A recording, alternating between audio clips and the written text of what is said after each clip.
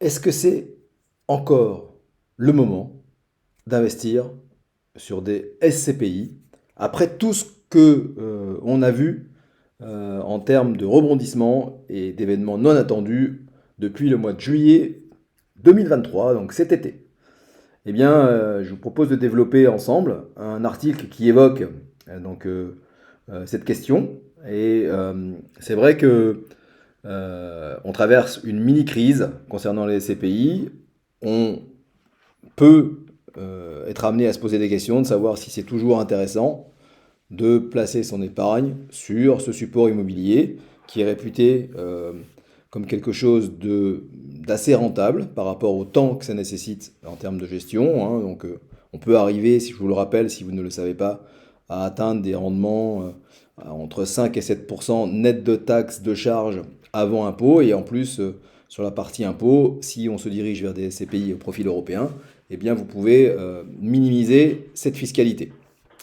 Donc ça c'est le premier avantage. Je rappelle l'avantage des CPI, hein, donc un rendement qui est loin d'être inintéressant. Et le second avantage, c'est que je reprends toujours cette même expression parce que je l'aime bien. Vous investissez dans l'immobilier depuis votre canapé. D'accord? Donc il n'y a pas de mauvaise surprise, il n'y a pas de gestion, ouais, il n'y a pas de stress, euh, il n'y a pas de charges qui viennent ou de travaux qui viennent dans la boîte aux lettres qu'on doit payer pendant la durée de détention de ces SCPI. Pas de surprise? Eh bah si, en fait. Parce que cet été, au mois de juillet, qu'est-ce qui s'est passé? Là aussi, petit rappel, j'ai fait une première vidéo qui a cartonné, hein, c'est là. Depuis que j'ai lancé ma chaîne, c'est la vidéo qui a le plus cartonné, avec plus de 2500 vues. Donc ça a intéressé beaucoup de monde, et les CPI intéressent effectivement beaucoup d'investisseurs. Donc au mois de juillet, les sociétés de gestion des CPI de banque ont annoncé une baisse du prix de leur part. Une baisse assez forte, hein, puisque au maximum, j'ai plus le nom en tête, mais je crois que c'était du côté de Amundi, on est arrivé à moins 17% de baisse. Donc un placement tranquille, quand on nous annonce un prix de part qui baisse de 17%, eh bien là je me dis non, c'est plus si tranquille que ça en fait. Euh, alors, je fais volontairement un peu de provocation. Ça fait jamais plaisir de voir un investissement perdre 17% de sa valeur. Mais ce qu'il faut rappeler, et c'est ce qu'on va voir dans l'article, c'est que, et je suis en train de faire une introduction conclusion, c'est que on n'investit pas dans les SCPI pour faire de la plus-value. Si vous voulez faire de la plus-value, vous vous tournez vers un immeuble de rapport, dans une ville intermédiaire, où voilà, là il y a moyen de faire une vraie plus-value sur votre placement. On investit dans les CPI pour se voir distribuer des loyers, hein. Donc ça s'appelle pas des loyers, mais bon, je préfère utiliser ce terme-là pour tout le monde, c'est plus simple. Et ce qui n'est pas remis en cause, et ce qui reste toujours tranquille depuis son canapé, c'est ça, c'est que tous les investisseurs qui ont des CPI continuent de recevoir leur loyer. Donc il n'y a pas d'arrêt brutal d'un locataire qui arrête de vous payer quand vous avez des appartements parce que c'est la crise, etc., etc. C'est en ce sens-là que moi, mon avis personnel, il est toujours temps d'investir sur les CPI. Et là aussi, je le rappelle souvent, euh, quand une crise intervient, eh bien, il y a deux manières de réagir. Soit on panique et on se paralyse encore plus qu'on l'était auparavant et on ne fait rien. Soit on comprend que, et d'ailleurs le mot crise en, en chinois, il s'écrit, ça s'appelle des idiomes, mais il s'écrit avec deux caractères. Le premier c'est danger, donc on a effectivement crise, signal danger qui s'allume. Mais le deuxième idiome, le deuxième petit dessin en chinois, c'est opportunité. C'est comme ça qu'on écrit le mot crise en chinois. Et bien là, et moi j'ai déjà clients qui sont en train de saisir ces opportunités-là parce que on s'est largement, entre guillemets, moqué des CPI de banque qui étaient les seuls concernés au mois de juillet par ces baisses de prix de part.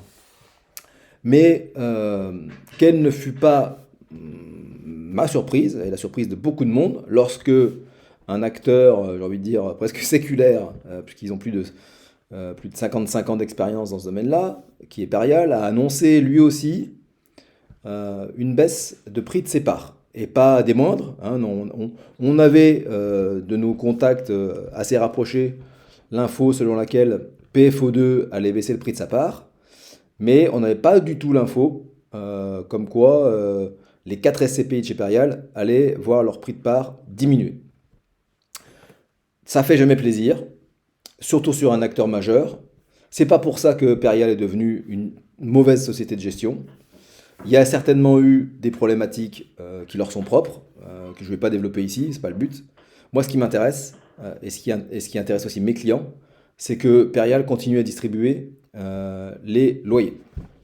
Parce que, notamment, pour les clients qui ont des mensualités de prêt à rembourser, bah, si les loyers ne tombent pas en face, ça peut largement poser problème. Alors on va développer ensemble ce petit article qui a été rédigé par Laurence, j'ai oublié son nom, Bocara, voilà, Laurence Bocara, on la salue. Et on nous dit en titre, donc épargne retraite, peut-on compter sur les CPI pour des revenus réguliers? Bah, vous avez déjà la réponse en fait, hein, mais on va un peu développer parce que c'est intéressant. C'est intéressant parce que vous allez voir je vais vous apporter d'autres informations au fil de cet article. Alors les revenus locatifs récurrents servis par les CPI sont bienvenus pour doper une pension retraite. Effectivement, hein, c'est ce que je dis souvent en rendez-vous à mes clients. Pour mémoire, la performance moyenne de la paire papier s'élevait en 2022 à 4,53. Largement possible de mieux faire, hein, donc je le souligne, je le rappelle. Compte tenu de l'historique des rendements, il s'avère que les résultats de ce placement restent assez stables dans le temps, grâce notamment à une mutualisation du risque qui tient à la diversité des actifs. Ça aussi, ça reste très vrai. On est mieux protégé et plus diversifié sur des CPI que sur deux ou trois appartements, voilà, avec seulement le même nombre de locataires, deux ou trois. Les revenus proviennent des loyers, essentiellement de bureaux ou locaux commerciaux. Il y a aussi d'autres typologies d'actifs, c'est pas le but non plus. Il y a des entrepôts, des immeubles de santé, des hôtels, etc., etc. Il ne faut pas négliger le risque de vacances, notamment en période de récession, même si les CPI ont présenté une grande résilience lors de présentes crises. Bah, c'est bien de le rappeler. Donc le risque de vacances, oui, enfin on se demande vraiment, à part les vieux bureaux des années 70 en banlieue parisienne, quand on regarde les taux d'occupation financiers et les taux d'occupation physique des CPI, notamment celles que j'utilise, Quorum, Perial, Intergestion, Arkea, voilà, les taux d'occupation sont quasiment, pas à 100%, quoique sur Quorum Orion on est à 100%, mais sont entre 95 et 98%. Donc c'est assez remarquable. On est assez tranquille. Ce petit graphique, il n'est pas inintéressant, hein. Donc il montre quoi? Il montre quand même que depuis 2008, on a l'évolution des rendements moyens des sociétés civiles de placement immobilier. Bon, oui, ça fait jamais plaisir, hein. C'était mieux avant, comme on disait. Ça diminue progressivement entre 2008, après la crise des subprimes, donc à une grosse chute, et jusqu'à 2020, et ça remonte en 2020. Si on regarde la même courbe, faites l'effort de chercher la même courbe pour l'immobilier physique, et vous verrez qu'on est grosso modo sur la même chose, hein. Alors ça dépend, vous allez me dire, ça dépend des villes, etc., mais les tendances vont être les mêmes. Le prix de l'immobilier a augmenté et la rentabilité, elle est très compliquée aujourd'hui à maintenir. C'est très compliqué aujourd'hui de faire des investissements avec ce qu'on appelle du cash flow positif. Je ne dis pas que c'est impossible, mais c'est devenu très très compliqué. Ça demande beaucoup d'énergie. Alors il existe 3 scénarios d'investissement en SCPI pour se préparer des revenus réguliers au moment d'arrêter sa vie professionnelle.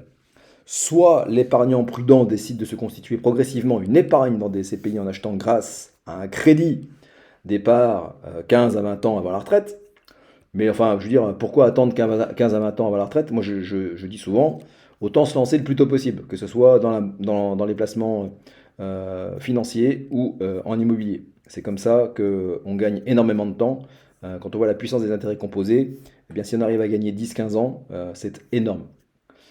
Dans ce cas, cet épargnant prend soin de faire coïncider la fin de ses remboursements, de ses dettes, avec son départ de la vie active afin de percevoir l'intégralité des revenus. Rien de compliqué. Ensuite, autre solution, qui évite de demander un crédit, désormais cher et difficile à obtenir. Alors oui, c'est clair que c'est beaucoup plus difficile à obtenir et c'est devenu beaucoup plus cher. J'ai pas dit que ça valait plus la peine. Donc là, c'est pareil, il y a débat. Certains vont dire c'est plus la peine d'emprunter pour investir en SCPI. Moi, je pense que c'est toujours utile, voilà, tout simplement parce que ce n'est pas mon argent. Je vais juste moi avoir un effort d'épargne et si je fais un apport, j'aurai même plus enfin, je vais gommer une partie de cet effort d'épargne ou je vais l'écraser. Donc c'est le banquier qui va me payer ces SCPI. Tout le monde ne sera pas d'accord, mais c'est pas grave. Ce n'est que mon avis, mon humble avis.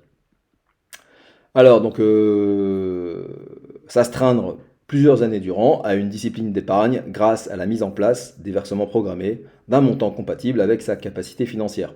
Je rajoute que lorsque vous faites le choix de le faire en ce qu'on appelle en DCA, un peu comme donc, mois par mois, hein, un peu comme en bourse, eh bien, vous vous exposez à un arrêt plus ou moins volontaire de cette épargne. C'est-à-dire que au moindre problème, vous allez arrêter d'épargner. Or, si vous avez un prêt, eh bien, on est tenu de rembourser son prêt, et ça, vous ne pourrez pas décider de vous-même d'arrêter de rembourser le prêt. Vous serez obligé de le rembourser. Donc, en fait, c'est de l'épargne forcée. Vous êtes obligé d'épargner pour rembourser votre prêt. Et ça, pour moi, c'est un énorme avantage. Parce que dans la psychologie de l'épargnant, eh bien, tenir 15 ans une discipline de versement mensuel sur des CPI ou sur n'importe quoi d'autre, c'est pas donné à tout le monde. Et c'est aussi l'expérience qui parle. Moi, je sais que j'en ai pas été capable de le tenir sur 15 ou 20 ans. Hein, donc, pour X raisons dans la vie, pour des achats plaisir, pour des investissements, le coup de cœur, l'investissement qui tombe, qui n'était pas prévu, on va piocher dans l'épargne, on arrête de verser sur celle qui était en place, pour un décès, pour un divorce, voilà. Avec ce système, donc, on lisse ses points d'entrée sur le marché, ce qui constitue un atout pour rentrer dans n'importe quel cycle, signale Philippe Parguet.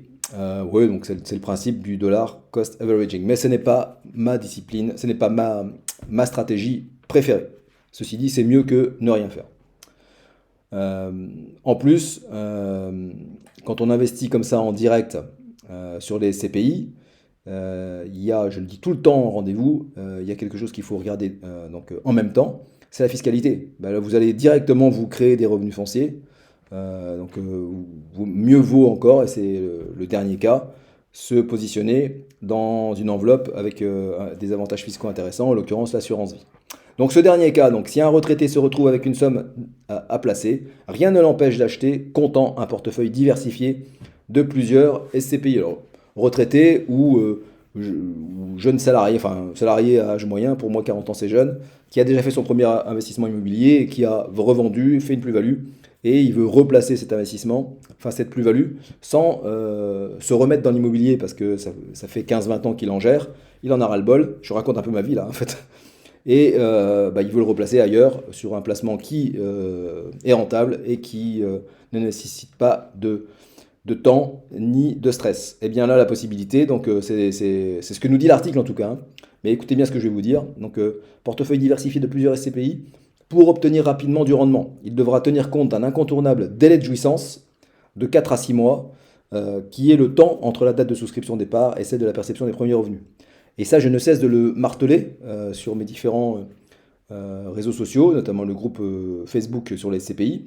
Si vous avez de l'argent à investir, ne l'investissez pas en direct sur des SCPI, c'est vraiment la pire des bêtises. Ne l'investissez pas non plus en direct sur des contrats d'assurance vie, choisissez plutôt des SCI. Je vous dis ça en connaissance de cause, puisque moi-même j'ai fait l'erreur. J'ai fait l'erreur d'investir du cash sur des SCPI en direct. Donc ne reproduisez pas cette erreur. Vous allez vous retrouver avec de la fiscalité que vous auriez pu économiser si vous aviez positionné cet argent-là au sein d'un contrat d'assurance vie. Vous pouvez mettre en place un rachat mensuel programmé pour vous procurer les revenus. Vous éliminez le délai de jouissance. Vous diminuez les frais propres à la SCPI, puisque sur des SCI, il y a beaucoup moins de frais d'entrée que sur les SCPI en assurance vie. Voilà, donc ce dernier cas, il est vraiment à ne pas mettre en place. Là, c'est pas Laurence, elle n'est pas conseillère en investissement financier, elle n'est pas conseillère en gestion de patrimoine, donc c'est pas un défaut de conseil. Mais voilà, donc ne le faites pas. La stratégie d'investissement actuellement conseillée consisterait à cibler des SCPI dynamiques plutôt jeunes, moins de 7 ans, en phase de constitution de leur patrimoine.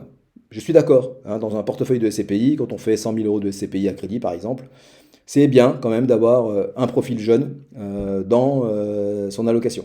La raison, elle profite du repli du marché pour réaliser de bonnes affaires et faire entrer dans leur portefeuille des actifs dont les rendements sont bien supérieurs à ceux d'il y a 12 ou 24 mois. Pardon. Les 20 derniers deals bouclés en 2023 affichent des taux compris entre 6,71 et presque 9%, nous précise Jonathan Deaver, fondateur et président de meilleurscpi.com. C'est quand même pas rien, hein, donc sur des SCPI. Alors ça, c'est leur rentabilité à eux, hein, donc ils vont pas vous distribuer cette rentabilité-là, mais ça veut dire que vous allez être positionné entre 6 et 7% sur ce type de SCPI, de jeunes SCPI. À noter, hein, donc il existe désormais des SCPI sans frais de souscription, généralement compris entre 7 et 12%. Ah, ça, c'est le prix à payer. Alors 7, n'y allez jamais hein, si on propose des CPI avec 7% de frais de souscription. Ce sont des CPI bancaires et l'argument commercial, c'est de dire bah, chez nous, les frais de souscription sont à 7%. Ouais, sauf que c'est de la merde en face. Donc bah, tu es content, tu as fait des économies sur tes frais de souscription, mais tu as une SCPI, c'est comme si tu avais acheté une ruine dans un village complètement isolé où personne ne veut louer. Hein, donc ne faites pas cette erreur-là, et il faut bien avouer qu'en direct, les meilleurs SCPI, on est sur du 12%, c'est le cas de Quorum par exemple. Si je reviens là, donc un avantage compensé par les frais de gestion plus élevés, donc ça c'est pareil, donc faut pas croire au Père Noël. Une SCPI sans frais de souscription, elle se rattrape forcément quelque part. Hein, donc elle se rattrape notamment sur les frais de gestion qui sont beaucoup plus élevés. Au lieu d'être à 12, 13, eh bien, on peut atteindre 20% sur certaines SCPI en termes de frais de gestion. Il y a des commissions qui viennent se rajouter sur l'acquisition des biens. Voilà, des petits frais qui viennent se rajouter qui permettent à la SCPI de facturer autrement les frais qu'elle ne facture pas à la souscription. Mais j'ai envie de dire, bon, on est sur un profil jeune SCPI, plutôt le vent en poupe en ce moment. Et puis ce qui m'intéresse moi, ce qui vous intéresse vous, c'est bah, combien on me distribue. On en revient toujours à la même chose. Si on me distribue 7%, moi que les frais de souscription soient prélevés à l'entrée, d'ailleurs c'est, pour parenthèse, hein, les frais de souscription, vous les payez à la sortie quand vous vendez. Hein, donc ça c'est une petite parenthèse, je ne vais pas le développer là, mais... Donc qu'on me prélève ces frais en terminologie frais de souscription ou frais de gestion, je m'en tape le coquillard. Moi ce qui m'intéresse c'est combien j'engrange de loyer. Voilà. Concernant la baisse de prix. Alors voilà, donc la baisse de prix, le sujet du moment. La baisse récente de la valeur des parts de SCPI, de plusieurs SCPI, risque-t-elle d'avoir un impact négatif sur le rendement de ce placement? Les corrections émanant de certaines sociétés de gestion permettraient, selon les experts, de justement préserver le rendement des SCPI et même à terme de l'améliorer. L'important pour un futur retraité, c'est la logique de revenu. Je me répète avec ce que j'ai dit tout à l'heure, hein, donc, c'est Laurence qui développe ça et elle a raison. Or, il n'est pas directement ébranlé par la baisse d'une valeur de part tant qu'il ne la cède pas. C'est comme en bourse, pas vendu, pas perdu. C'est un peu stupide de le dire, mais c'est tellement vrai. Hein, donc, reste que la perspective de baisse de valeur d'un actif n'est pas très incitative. Ça, je suis d'accord, ça fait jamais plaisir. Vous investissez et quelques mois après, vous apprenez que la valeur de votre patrimoine, même s'il vous génère le même niveau de revenu, a diminué entre 6 et 12, voire même 17% pour les CPI de banque. Eh bien, ça fait jamais plaisir. Voilà, même lorsque l'objectif du placement n'est pas la réalisation d'une plus-value, n'investissez pas en SCPI pour faire de la plus-value. Même si, là aussi, si on choisit bien sa SCPI, mais on peut se tromper, et là en l'occurrence sur Perial, moi je travaille beaucoup avec PFO, BFO a diminué le prix de sa part de 8 à 9%, ouais, entre 8,5 je crois. Eh bien, il va falloir les encaisser ces 8,5% sur la durée, donc c'est autant de plus-value qu'on ne fera pas à la sortie. Mais ceci dit, je suis persuadé que sur le long terme, c'est une SCPI de qualité qui va continuer à délivrer ses loyers, que la distribution de ses loyers va augmenter, et puis rendez-vous dans 15 à 20 ans pour savoir si on fait une plus-value ou pas. Mais on ne le fait pas pour ça. Voilà. Tant mieux si on fait une plus-value, ça sera la cerise sur le gâteau. On est bientôt à la fin pour mémoire. Donc les SCPI peuvent être détenus de deux façons. La première consiste à les détenir en direct. Le titulaire est alors assujetti à l'imposition sur les revenus fonciers alignés au barème de l'impôt sur le revenu plus les prélèvements sociaux. Donc là, à éviter absolument, hein, si vous voulez être la vache à lait de l'État, eh bien, faites comme ça avec de l'immobilier physique ou avec des SCPI. Cette situation est à privilégier, et je vous rappelle, j'ai fait cette erreur-là, hein, donc ne le faites pas. Cette situation est à privilégier pour des contribuables qui savent qu'ils ne disposent pas de revenus trop élevés en cours d'activité ou qui seront moins taxés la retraite venue. Mais c'est pas vrai. Quel que soit votre niveau de revenu ou les impôts, si vous pouvez faire autrement et les éviter complètement, eh bien faites-le et on peut le faire. Hein, donc rapprochez-vous de moi, je vous mettrai tous les détails en commentaire et je vous expliquerai comment on peut contourner et ne pas recommettre ces erreurs. Grâce aux nombreux sites du marché, toutes les SCPI de la place sont facilement accessibles. Et oui, petit rappel aussi, hein, donc sont tellement facilement accessibles que n'importe quel particulier peut aller sur le site par exemple de Quorum et faire sa petite cuisine, acheter ses propres SCPI, donc faire très bien les choses la plupart du temps, et parfois faire des erreurs, parce qu'il n'a pas été accompagné par un professionnel, par un conseiller, qui va le conseiller au moment de la souscription, et puis l'accompagner aussi après la souscription. Et ça ne lui coûtera pas plus cher, sauf que ça coûtera plus cher à Quorum, qui aura moins de marge, parce qu'il m'en redistribuera une petite partie, de par mon travail, et ma plus-value auprès de vous. Voilà, donc c'est bien de le rappeler quand même ça. La seconde option consiste à loger les parts de SCPI dans la poche unité de compte d'un contrat d'assurance vie. Bon là je ne vais pas me répéter, hein, je l'ai dit tout à l'heure, donc ne faites pas ça non plus. Privilégiez des SCI et pas des SCPI en assurance vie. Le titulaire bénéficie alors de la fiscalité avantageuse de cette enveloppe. Ça reste complètement vrai, hein, donc avec une SCI c'est la même chose. Et si l'épargnant n'a pas besoin de piocher dans ses revenus, il capitalise. Voilà, sans aucune fiscalité. Tant qu'elles restent dans le contrat, elles ne sont pas taxées, précise Jérémy Shore, directeur commercial de Prime Alliance. Inconvénient majeur, le choix de SCPI en assurance vie est très limité. Eh bien oui, ça je n'avais pas rajouté cet inconvénient, mais c'est un peu pareil pour les SCI, donc il y a beaucoup moins de choix que sur les supports financiers. Ceci dit, on n'en a pas besoin de 50, une ou deux très bonnes suffisent. J'ai suffisamment parlé, je voulais faire ce point de situation sur les SCPI depuis très longtemps. La rentrée a été cataclysmique au niveau de l'emploi du temps. Je m'excuse pour les délais à rallonge de réponse auprès de mes clients. Je vous invite à consulter tous les liens que je vous mets en commentaire pour aller voir les dernières productions sur mes différents groupes. Je vous embrasse.